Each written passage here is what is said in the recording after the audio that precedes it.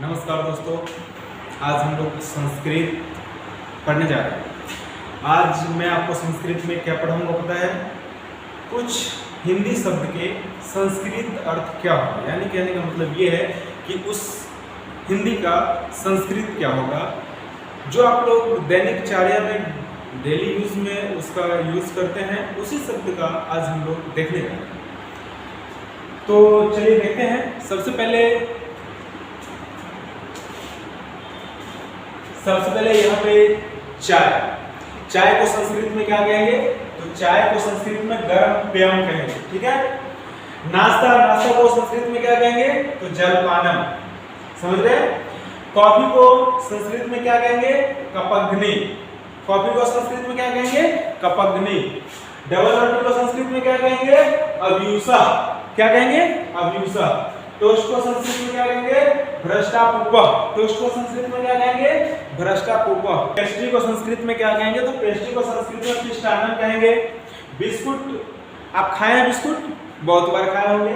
Biscuit को संस्कृत में पिष्टकः कहते हैं। बिस्कुट को संस्कृत में पिष्टकः कहते हैं। ये जो है टॉफी का भी नाम सुने होंगे, खाए भी होंगे। टॉफी को संस्कृत में गुल्ल्या कहते हैं, गुल्ल्या। और नमकीन को संस्कृत में लवनान्नम कहते हैं। नमकीन को संस्कृत में लवनान्नम कहते हैं। चाट खाए हैं? चाट वो जो होटल में बनता है वो वाला चाट, उसको संस्कृत में अवदंसः कहते हैं। संस्कृत में अवदंसः कहते हैं। समोसा को संस्कृत में समोसा कहते हैं। देखिए यहाँ समोसा को संस्कृत में समोसा कहते हैं। अगर आपको ये दिख नहीं रहा होगा तो थोड़ा सा जूम कर लीजिएगा, दिख जाएगा। उसके बाद दालमोट को संस्कृत में दाल मुग्धः संस्कृत में दाल मुग्धः कहते हैं दालमोट को, ठीक है। सेवई को संस्कृत में सूत्रिका कहते हैं। बहुत जगह सूत्रका भी लिखा रहता है, तो दोनों हो सकता है, कोई दिक्कत नहीं है। उसके बाद पकौड़ी को संस्कृत में पक्वटिका कहते हैं। पकौड़ी को संस्कृत में क्या कहते हैं? पक्वटिका। उसके बाद दही बड़ा तो खाए होंगे। दही बड़ा को संस्कृत में दधिवटका कहते हैं। दही बड़ा को संस्कृत में क्या कहते हैं? दधिवटका। और बारा तो दही बड़ा तो दधिवटका, अगर बारा रहेगा तो सिर्फ बटका। संस्कृत में क्या कहेंगे? बटका। अब देखते हैं इधर मिठाई खाए हैं? कितना बार खाए होंगे? और मिठाई के नाम से आपके मुंह में पानी भी आ रहा होगा। तो देखिए यहाँ मिठाई को संस्कृत में मिष्टान्नम कहते हैं। मिठाई को संस्कृत में मिष्टान्नम कहते हैं। पकवान को संस्कृत में पकवान्नम कहते हैं। कोई भी पकवान बनता है ना, उसको संस्कृत में पकवान्नम कहते हैं। लड्डू को संस्कृत में मोदका कहते हैं। लड्डू को संस्कृत में क्या कहते हैं? मोदका कहते हैं, ठीक है। जलेबी को संस्कृत में क्या कहते हैं? कुंडलिनी। जलेबी को संस्कृत में कुंडलिनी, जो कि हमारा राष्ट्रीय मिठाई है। भारत का राष्ट्रीय मिठाई अगर कोई पूछेगा क्या है तो जलेबी, और इसको संस्कृत में क्या कहते हैं? कुंडलिनी। उसके बाद इमरती का नाम सुने होंगे, उसको संस्कृत में क्या कहते हैं? तो अमृति। इमरती को संस्कृत में अमृति। पुआ तो खाने में बड़ा मजा आ जाता है। पुआ को संस्कृत में क्या कहते हैं? तो पुआ को संस्कृत में पूपा कहते हैं। क्या कहते हैं? पूपा। उसके बाद बारी आती है बर्फी। बर्फी को संस्कृत में क्या कहते हैं? तो हैमी। बर्फी को संस्कृत में क्या कहते हैं? हैमी। उसके बाद पेड़ा, ये भी खाने में बड़ा मजा आता है। पेड़ा को संस्कृत में क्या कहते हैं? पिंडकः। पेड़ा को संस्कृत में क्या कहते हैं? पिंडकः। उसके बाद बारी आती है गुलाब जामुन का। अरे बाबू, इसको खाने में तो और मजा आ जाता है। ब्लैक गुलाब जामुन रहता है। गुलाब जामुन को संस्कृत में क्या कहते हैं? दुग्ध पुपिका। क्या कहते हैं? दुग्ध पुपिका। उसके बाद रसगुल्ला, जो रस में रहता है उसको रसगुल्ला कहते हैं। तो रसगुल्ला को संस्कृत में क्या कहेंगे? रसगोला। उसके बाद है शकरपाला। देखिए ये जितना हम बता रहे हैं सब खाए पिए वाला चीज है। आपको पता होगा, जाइएगा कोई दुकान पे, उनसे पूछिएगा कि आप बताइए शकरपाला को संस्कृत में क्या कहते हैं, तो उनको नहीं पता होगा। सर्कपाला। क्या कहते हैं शकरपाला को? सर्कपाला। उसके बाद रबड़ी को संस्कृत में क्या कहते हैं? कुर्चिका। रबड़ी को संस्कृत में क्या कहते हैं? कुर्चिका। उसके बाद मलाई को संस्कृत में क्या कहते हैं? संतानिका, ठीक है। उसके बाद मुरब्बा को संस्कृत में क्या कहते हैं? कष्टपाका। मुरब्बा को संस्कृत में क्या कहते हैं? कष्टपाका। मुरब्बा भी खाने में हमको तो बड़ा मजा आता है। उसके बाद खाजा को संस्कृत में क्या कहते हैं? मधुशोषः। खाजा को संस्कृत में मधुशोषः। तो आप इसके साथ साथ रिवाइज करते चलिएगा, याद हो जाएगा बहुत जल्दी।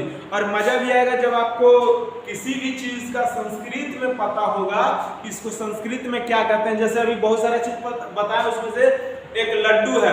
लड्डू को संस्कृत में क्या कहते हैं आपको मैंने अभी बताया, जल्दी से कमेंट करें कि लड्डू को संस्कृत में क्या कहते हैं। और दूसरा चीज आपको मैंने बिस्कुट भी बताया ना, बहुत बच्चों का फेवरेट होता है और आपका भी हो सकता है। तो बिस्कुट को संस्कृत में क्या कहते हैं ये आपको मैंने बताया, उसको भी कमेंट करके बताइए क्या होगा।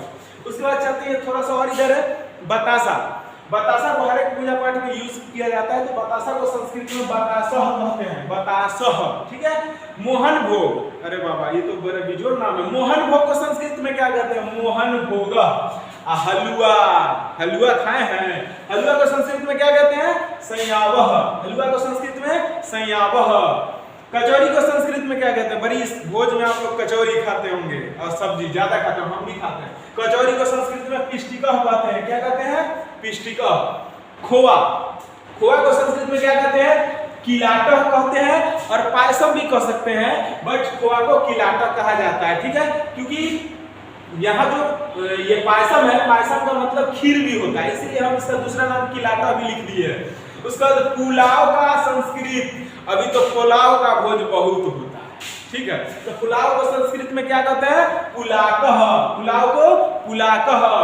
खीर को संस्कृत में क्या कहते हैं, आप लोग घर में खाते होंगे और ऐसे भी आपको खाने को मिलता होगा। तो खीर को संस्कृत में पायसम कहते हैं। और गाजा को संस्कृत में क्या कहते हैं, तो गजकह। गाजा को गजकह। अब गजह मत बुझ लीजिएगा, गजह मतलब हो जाता है हाथी, गजकह मतलब गजा। गाजा जरा कहते हैं चरखुट वाला नहीं होता वो, उसका चमचम। अब चमचम का संस्कृत चमचमम होता है। और इससे हमको एक गाना याद आता है, बट गाएंगे नहीं, आप लोग लिख के बताएंगे कि कौन सा गाना है जो चमचम पे आधारित है। और आप लोग इसमें से हम कुछ क्वेश्चंस बोले तो इसमें से कुछ हिंदी शब्द दे देते हैं, जिसका आप लोग कमेंट करके बताएंगे कि इसका संस्कृत आपने अभी क्या सीखा। जैसे कि आप जलेबी का संस्कृत क्या होगा ये कमेंट करके बताएंगे। दूसरा चीज रसगुल्ला का संस्कृत क्या होगा ये कमेंट करके बताएंगे। कचौरी का संस्कृत क्या होगा इसको भी कमेंट करिए। और उसके बाद अभी आपको मैंने कॉफी भी बताया, कॉफी का संस्कृत क्या होगा इसको भी आप कमेंट कीजिए। उसके बाद आपको मैं बता दूं और क्या, और कुछ नहीं, आज के लिए बस इतना ही। Thank you, take care, bye bye. फिर मिलते हैं अगले वीडियो में, तब तक के लिए बने रहिए आर के राजा ऑफिशियल। धन्यवाद।